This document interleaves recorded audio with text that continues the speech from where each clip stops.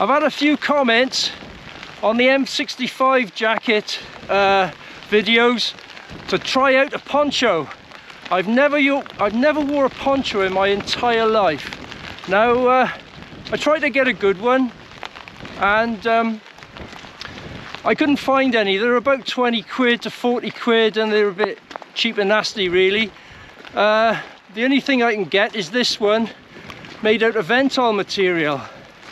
Okay, so the other one was from Field Raven, and their tops are made for dry snow really. I wouldn't trust their stuff, only the trousers are good. But so I'm going to try out this poncho today. I'm in the Brecon Beacons and I'm going to do the horseshoe walk. Okay, and it's forecast for a lot of rain, 95% apparently.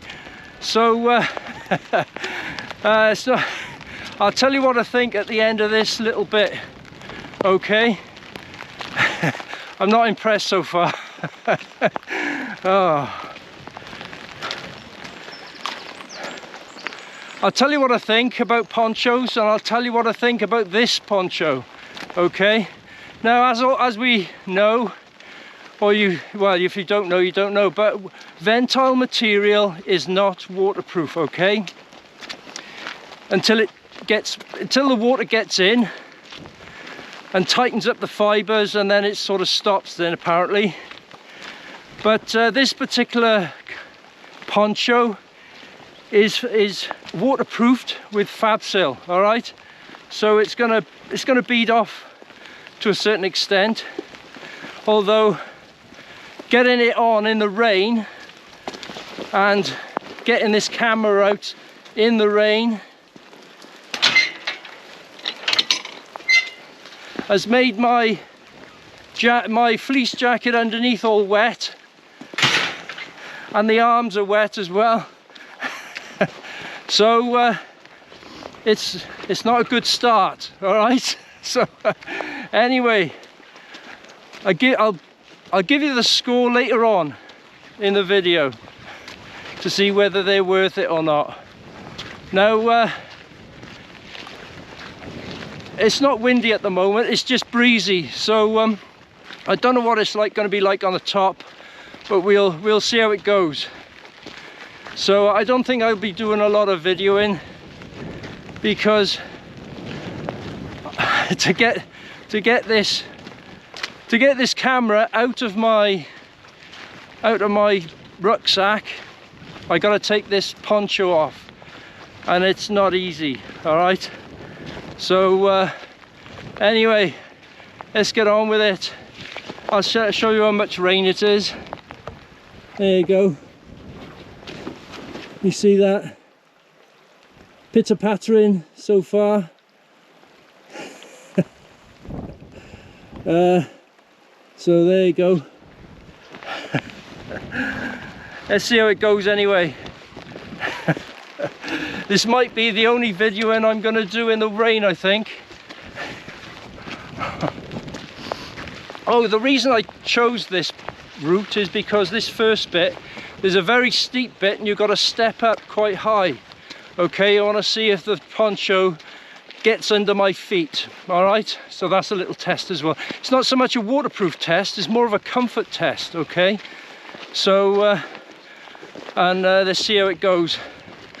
Already I can honestly say that professionals wouldn't wear this. They wouldn't wear a poncho because it's too cumbersome with other equipment. Okay, so I'll leave it at that, and I'll give you the info later on. Oh, why do I do this?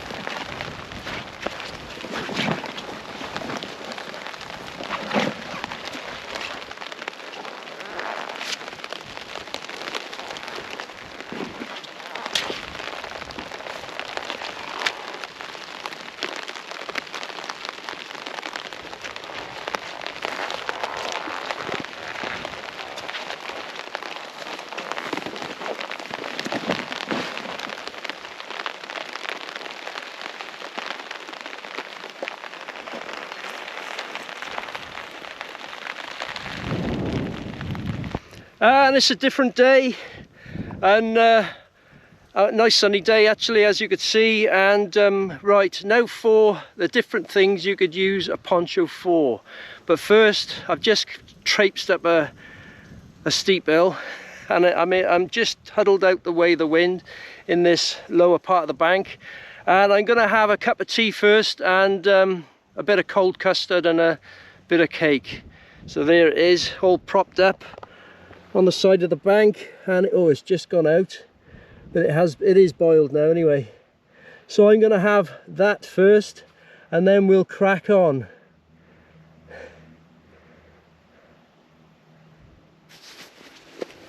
Now if you've got it half sort of folded up tidy, sort of tidy like that, maybe rolled up as well, but you can unroll it.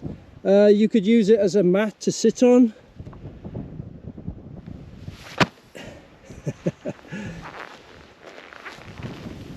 Oh.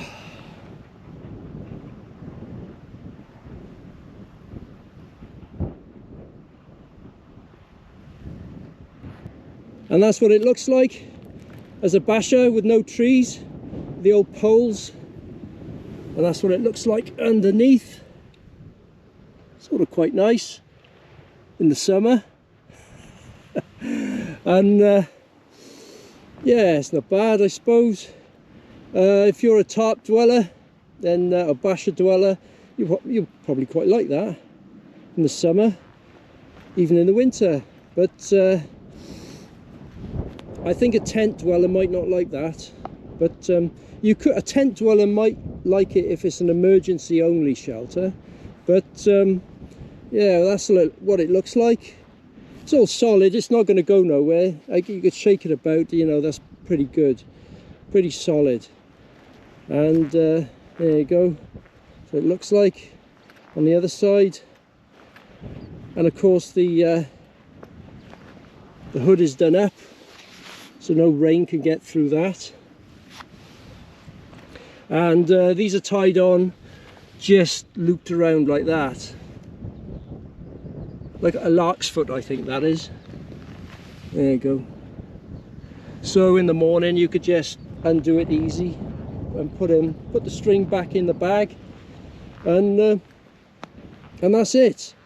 The only thing with a tarp, now I don't know about other people's other tarps, but not tarps, ponchos, but I find this one a little bit narrow on the width, because if you wanted to lower that in really bad weather, you couldn't do it. Okay, it's not long enough. You'd have to lower the poles, or your trekking poles, whatever you're using, you know. You'd have to lower it down right down to the you know, where it stops. Okay, because I don't know whether you could see that. It wouldn't be long enough. It wouldn't be wide enough on the width. So anyway, that's what it looks like as a basher set up without trees. So there you go. It's all right, really, isn't it? Now, some people are bushcraft orientated. Now, they would prefer to wear an army jacket rather than a waterproof jacket. Now, if you're that way and you don't expect it to rain, and it does, you could use your poncho as an emergency waterproof jacket. But there you go, there's the army jacket. They're not waterproof unless you waterproof them, but even then the water might go through after about 2 or 3 hours. So or you know, you could wear a waterproof underneath, or you could, if you're living in a country and an area that doesn't rain much, and you go out with one of these jackets thinking it's not going to rain, and it does rain, you could use your poncho as an emergency waterproof jacket. That's what I'm trying to say. So that's another use, I suppose.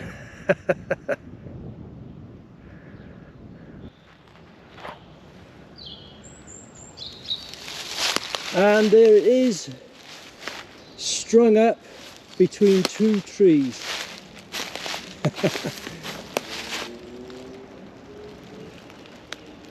So there you go. It needs to be low because of the width, but well, it doesn't. Well, you can put it the way you want. Really, it doesn't matter. It depends on the weather, I suppose.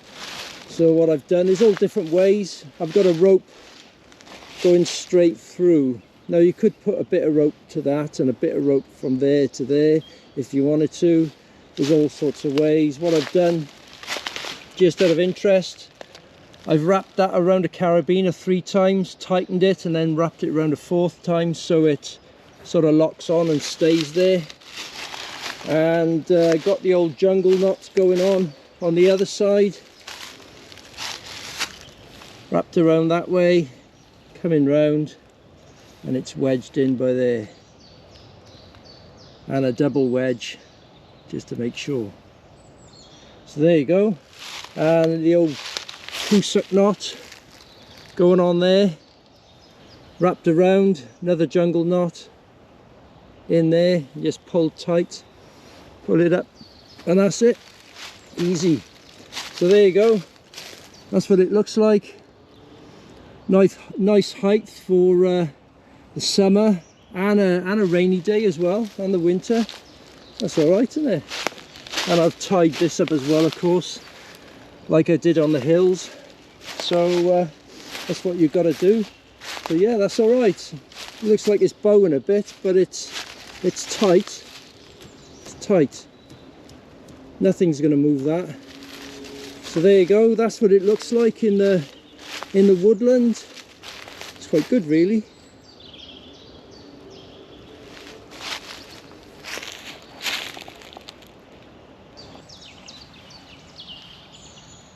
And I got a bit more jungle knot there for the ridgeline, just in case the trees are too far apart. And another idea, another use, it's a bit of an emergency measure really, but what you could do is lay it out like that, tie the hood so that no water gets through, and it's pegged out on the 2 sides, so there's 4 anchor points there and 4 anchor points there on this particular one, so there's 8 pegs in there, and it's pegged out very loosely, but the pegs are fully in so they don't unhook. And what it is what you could do, you just lift it up like that, crawl inside with your sleeping bag and a very light bivvy bag, like the Special Forces Snug Pack bivvy bag. They're very, you don't want a hefty army one really. Well, you could if you wanted to, but it's up to you. And yeah, just sort of get in that as an emergency measure. So, you know, especially if there's a bit of a dip in the ground as well, that would help as well. But yeah, it's a possibility you could do that if you couldn't book in anywhere, or if you want to do that anyway, you know, and if the weather isn't too foul. Yeah, so there you go, that's another idea.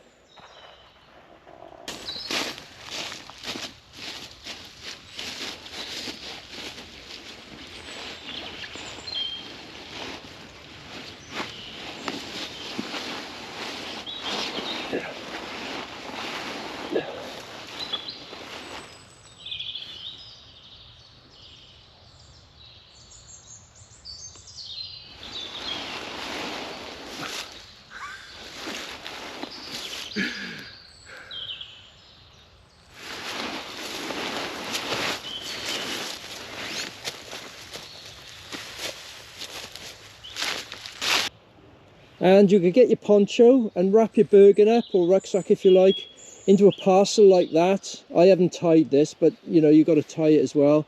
And what you could do is use it as a flotation aid, whereas you could get a bit of string or paracord from this bit here out to you, tied to you somehow, whether you've got a belt around your waist with no clothes on, or a loop and it's going around your shoulder or something, whatever you need to do. And you could float it on the water and use it as a trailer to swim across a river. Okay, so yeah, you could use it for river crossing, just like that. Now if you're camping out in a double hooped bivvy bag like this,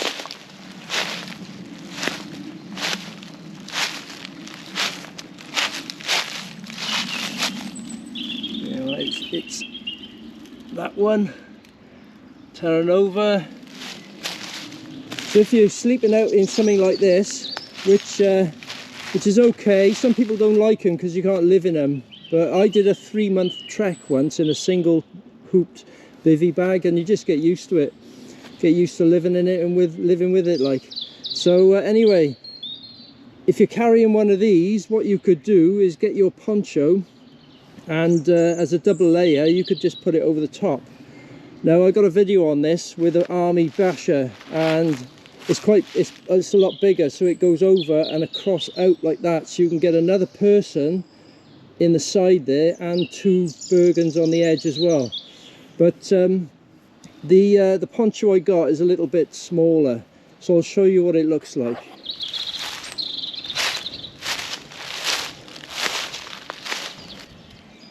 And that's what it looks like.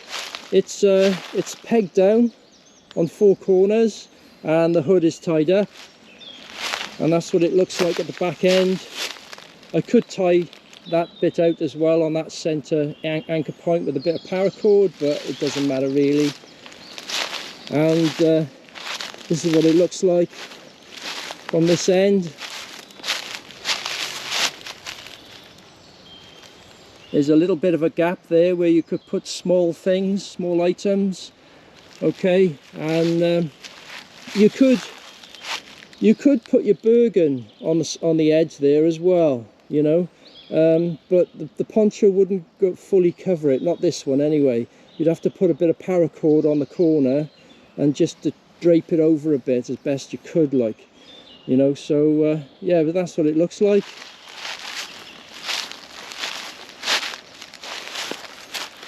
And that's how you could double layer your double hooped bivvy bag, just in case it rains really hard.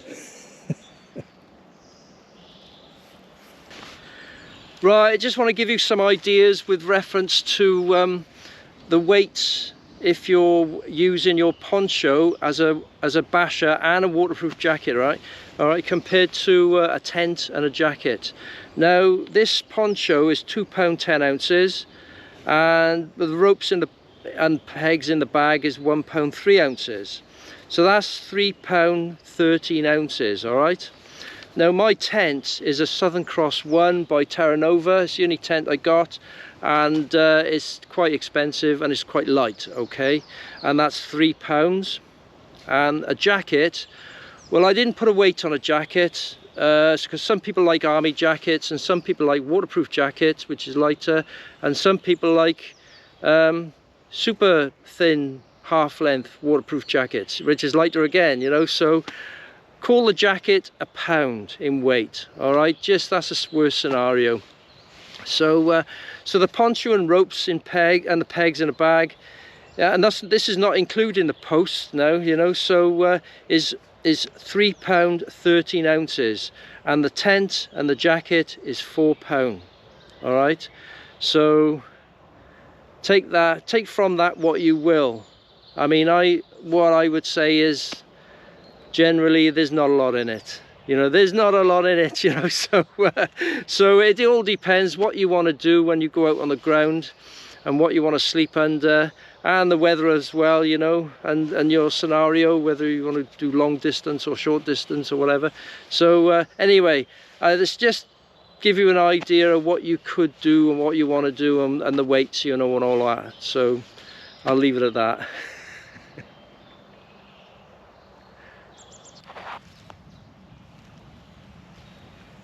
And one of these types of tarps, this type of tarp will fit in one of these types of pouches as well by Berghaus. Doesn't matter if you roll it up or scrunch it up, it'll fit in. Right, what happened on the mountain? Which was yesterday actually. Well, I either made the mistake of not putting a waterproof on underneath, which in that case, what's the point of having a poncho? Or I made the mistake of not putting an army jacket underneath. But anyway, I got out the car, and I put the poncho on quick to get me boots on and all that. and I had my fleece jacket underneath, which is like it's a windproof, yeah, it's a fleece jacket, all right, that red one. Got a little bit wet, it's not waterproof, and then I got away from the car, and then I had to get my GoPro out from my rucksack. So I didn't know at the time, but you can actually take a day sack off at least without taking, and back on again, without taking the poncho off. But I didn't know that, and I took the poncho off, so I got a bit wet again, and my arms were sticking out the side and all that to hold the GoPro and open the gates and stuff, so my arms were getting wet and all that, so it wasn't a very good start. Okay, so going along up the steep hill, getting out of breath, the pop button on the top just under my arm, my armpit, was kept on coming undone, and what it was is the rigidity of the material, because it was getting all stiff and stuff, which is all good stuff when it gets damp and what have you, because the fibers tighten up and stuff like that, makes it more waterproof. The rigidity of the material was overpowering the snap button. Okay, so the weak point there when I was putting my arm out was not the material moving because it was rigid, it was the snap button that was coming undone all the time. All right, so so that was no good. And then when I got near the top, it was really steep, and the poncho didn't get under my feet, that was all right. But near the top there's a little fence where you can put your hand, your left hand on, just pull yourself up where your knees are, you know, really stepping up and stuff. And the poncho got caught on that, and the pop buttons come undone again. So I mean, if you were going through a woodland like this and you're going through a bit of bush, it's going to catch on stuff and come undone, you know, and you're not going to wear it if it's not raining, so it's going to be raining anyway, so so that's no good. And then I got on the top path, and I only went 300 meters, right, and you see it was really windy and raining, you know, pretty bad, and I just went about 300 meters and I just turned around and came back, you know. And in that time the snap buttons just came undone all the time, and I done them up, I kept on doing them up, but within 30 seconds, probably 20 seconds, they just come undone again. They were no good. Okay, and that's what happens in that sort of weather. That weather just engulfs everything. Okay, so you know, you can't do anything, you know. You can't, the cookers don't work, you can't make a fire. No, you know, it just engulfs everything, and that's how people die, like, you know. So so it was just overpowering the snap buttons, and it was just blowing off me, as you could see, sideways. And I ended up having soaking trousers from the crutch down, which is basically all of it, and from the chest down as well. My red fleece jacket was soaking as well, and my shirt underneath was damp. So I was getting a bit cold as well, just a tiny bit, but I thought I had a long way to go, so no, I just gave up and just turned around. So and then I got back to the car. So that was that. So would I recommend a poncho, any poncho? No, don't bother, they're a load of crap as far as I'm concerned. They flap about and all that. Would I recommend a poncho as a basher? If you don't mind it in the summer with a tiny bit of rain and it's small and low, like a coffin, then well, I'll leave that answer up to you. I wouldn't have one. I'd rather stick to a tent or my army issue basher and have a proper waterproof and maybe army jacket as well, you know. But whatever, I wouldn't bother, they're a load of crap. And as for the Hill Trek poncho, it's the same really. There's a design fault there, being when it goes all rigid and stuff. There it is on the ground. There's the hood facing upwards, and there's the 3 snap buttons that keep on coming undone. And what happened was my arm was coming out of this hole here, and You know, it was getting rigid, so rigid that it just come undone then, but it was getting so rigid that when I stuck my arm out, the weak point was the power, or lack of the power of the snap button. So instead of this flexing, this just came undone. And then when I was on the mountain, the bloody lot come undone. It was just blowing a gale, and that was both sides as well. You know, as you could see, it was just absolutely useless. So so that was that. And also this bit here, this little loop here, which is where the ridge line would go on a basher, that's sort of come and done a bit as well. You know, went all fray. So there's the centre one on the length. So there you go. So would I recommend having a poncho? No, they're a load of crap. Don't bother. leave them in history. Leave them in the archive. You know, there's better stuff out there now. A lot better stuff. You know, better jackets and what have you. So don't bother. I'm not going to use this one again. I don't know what to do with it actually. I might cut off around the double layered bit and just have the hood and shoulders. I don't know, I'm not sure, don't know what to do with it. Anyway, yeah, that's that. So yeah, that's what I think. So of ponchos. So anyway, like, share, subscribe if you like. And I was just glad to get home. And thanks for watching this far. And I was glad to get the engine started, get in that car and get the engine started as well. You know, that was the crutch of everything. And then I got home. So I'll leave it at that anyways. So now you know what I think of ponchos.